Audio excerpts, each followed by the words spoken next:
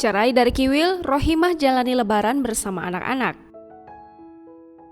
Rohimah, mantan istri Kiwil, membagikan kehidupan pasca menjadi janda. Jalani kehidupan dengan status single parents, Rohimah menjalani lebaran bersama dengan anak-anaknya. Ia merasakan selama 22 tahun berumah tangga dengan dulu selalu ada suaminya. Meski sudah bercerai dengan Kiwil, ia punya rencana untuk bertemu dengan mantan suaminya meski tidak mengetahui hari untuk menemuinya. Harapannya agar Kiwil bisa ditemui di kediaman rumahnya di saat anak-anaknya saat membutuhkannya. Sejak bercerai dengan Kiwil, Rohimah merasakan ada yang berbeda sejak menjadi single parent dan kesedihan yang dirasakan.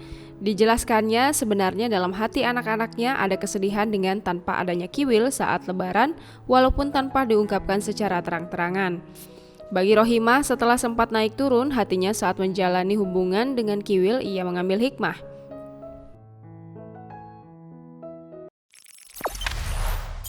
Jangan lupa subscribe, share, komen, dan like ya!